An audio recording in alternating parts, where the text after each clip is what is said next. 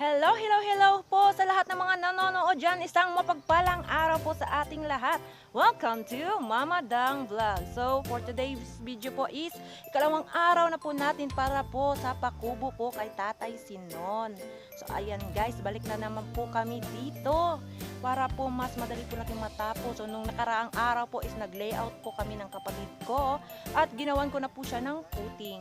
Yung puting po is yung patungan po mismo ng ating pong poste po para mas tumibay po yung pundasyon ng ating kubo na gagawin. Kasi nga naman po kawawa po si Tatay Sinon kasi yung kubo niya po or yung bahay niya po is marami na po talagang tagas. Kawawa naman po, diba? Mabasa siya ng ulan, hindi siya makatulog ng maayos. So ayan guys. Thank you po pala ka Ate Yay at sa lahat ng sponsor ng aming Papa Kalingap ni si Ambamig po. Dahil po binigyan niyo po kami ng tulong, binigyan niyo po na tulong yung papa ko ng financial po para po magawan po ng kubo si Tatay Sinon para po matulungan namin. So thank you so much po talaga sa lahat dyan ng sponsor nila Papa Amba Kalingap Nick at Kalingap Agnes, Deputy Kalingap Agnes. So ayan guys, simulan na natin yung ikalawang araw natin para po matapos agad natin yung bahay ni Tatay Sinon, yung kubo niya po, agad, maporma po.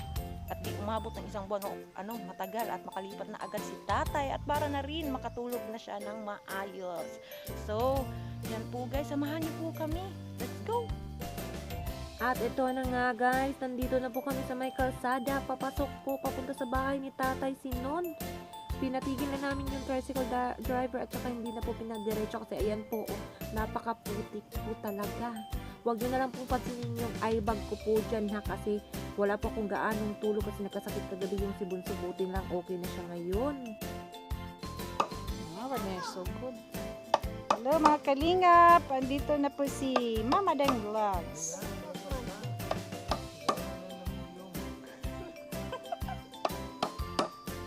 Kakainis ni Kalingap Mick, mga kalingap, balaging nang asar. Ayan. Buti pa yung dalawang girls, oh. Marunong pa.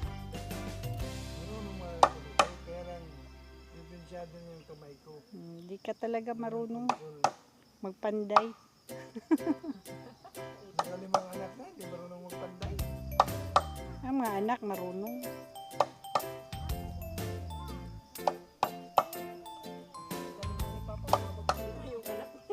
Yung pagpanday ng anak, yan, magaling yan si Mick.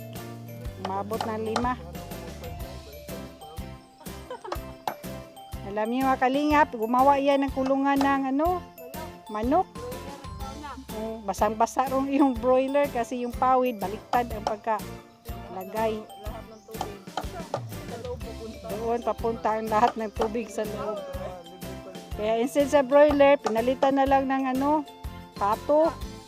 Pato yun, pinalit doon.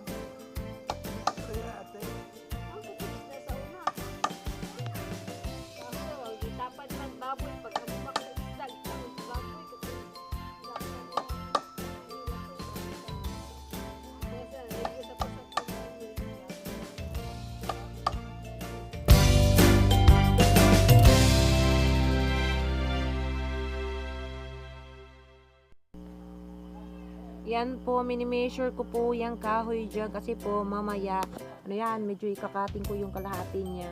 Kukunin ko kasi dudugtungan ko po siya, didikitan ko po siya ng ibang kahoy, yung 2x4 po, para po humaba yung poste natin. Kasi ganyan po yung gagawin ko sa lahat ng poste po.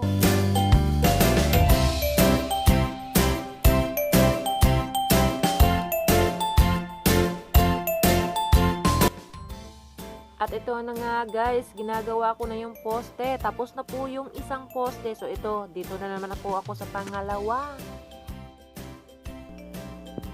So kung nakikita nyo po, binubutasan ko po yung yung poste po. Si Jeannie po yung nagbubutas una. Pero kapag medyo kulang yung lalim, mas linalaliman ko pa po. Ako na yung nagko-continue. So ayan nga. Kasi po, pinapapasok ko po dun yung yung bakal po. Kasi mas masarap po po, hindi po masarap ha, mas maganda po kapag pinapasok po yung yung bakal po para mas matibay. Kasi nga masarap po yung hinayakap. Ano ba yan? Dapat po masarap yung inayakap. Oo nga, masarap naman talaga yung inayakap, pero ang ano po natin ito is mas matibay po kapag pinayakap nyo po sa bakal po yung poste nyo. Kasi mahawakan po nito ng gusto yung poste.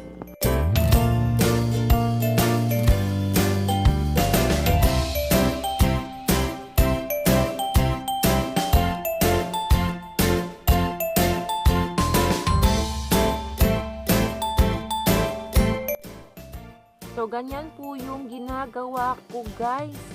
Para po ipayakap ko po yung isang idugtog ko yung isang kahoy pa po yung 2x4 para humaba po yung poste natin. So, sinasapsapan ko po ganyan. Kinukunan ko po yung kahoy, binabawasan. Tapos, ipapalit ko po doon sa space na po yung 2x4.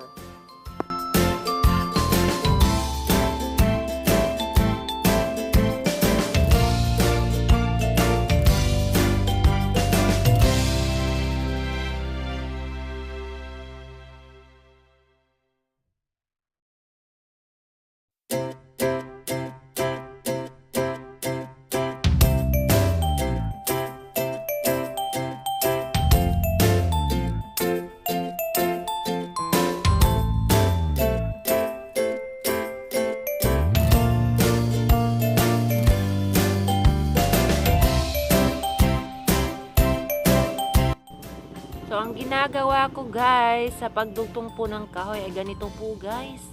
Ginagamitan ko po ng number 5 po or numero 5 po na pako po. Ayan, 2 pako po galing dyan sa kabilang pisngi. Tapos, ang ginagawa ko po, kaya po numero 5 para po umano po doon sa kabila, lumabas sa kabila. Tapos, bago ko po siya parang itutupi po, parang yumakap or mag-lock po yung pako po sa kahoy. So, ayan, guys. Tapos, babalik na rin ko po para po na yung pako doon sa kabila. Itupi.